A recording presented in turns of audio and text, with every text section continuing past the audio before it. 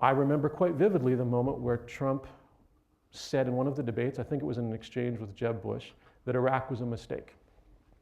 It was an unforgettable moment, even if you weren't for Trump or working for Trump, even if you were actually working on a different Republican campaign. Who else talked that way? Maybe Rand Paul, but he didn't have a chance, right? To have the front runner of the Republican Party say Iraq, and not just to say it, but to shout it, if you recall. He actually shouted it. He sounded angry. And I'm not questioning the sincerity or the insincerity of Trump's statement. I don't know what was really on his mind.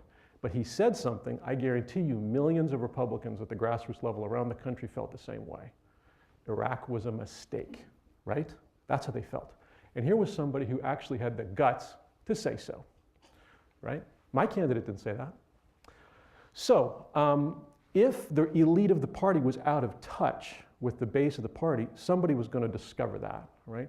So we have to ask ourselves, what is it we're defending when we say liberal international order? I mean, what exactly are we defending? What's the concern? What's the worry?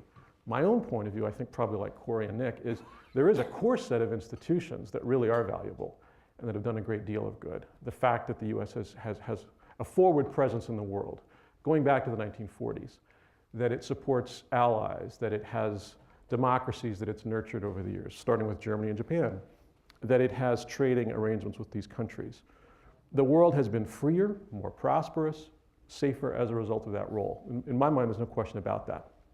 But there's been a set of kind of aggregations around that role, particularly since the end of the Cold War, that have frustrated a lot of people because they seem like a failure.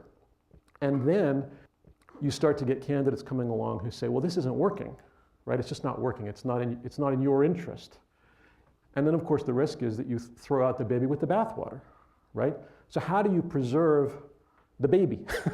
If the baby is America's forward role, we don't want to see that dismantled. We don't want to, for example, if NATO was to actually be dismantled, that opens up incredible opportunities for Vladimir Putin, right? That's not going to be a safer world. But how do we bolster NATO and meet what I think are actually some of the valid voter concerns, right? I mean, why doesn't Germany spend more on its own defense? Is that actually such an outrageous thing to say for an American citizen who's, let's say, lower middle class or working class in Ohio? I don't actually think that's such an invalid concern, right?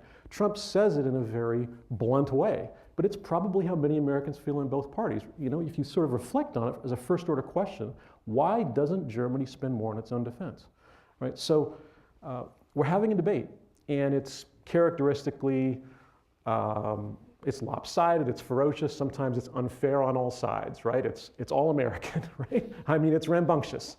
It's rambunctious, but it's a democratic debate, small d, Trump supporters, Trump critics, Democrats, Republicans.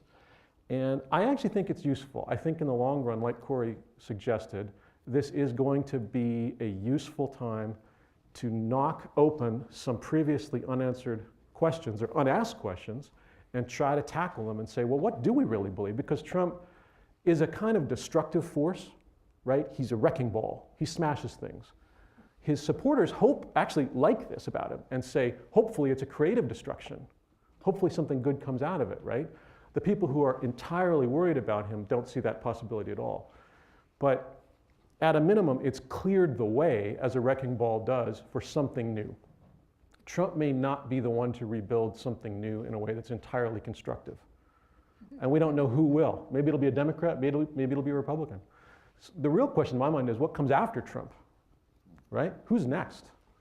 What's that foreign policy going to look like? Because I don't think we can go back to pre-Trump. I really don't. We cannot pretend that this hasn't happened. I really think that if elites in either party run in 2020 or 2024 just saying, I hate Trump, let's pretend this never happened, that's not going to fly. It's really not. We have got to digest what's happened intellectually, politically, try to understand whatever valid concerns there are, and then create something more constructive over which there can be honest and well-intentioned disagreement.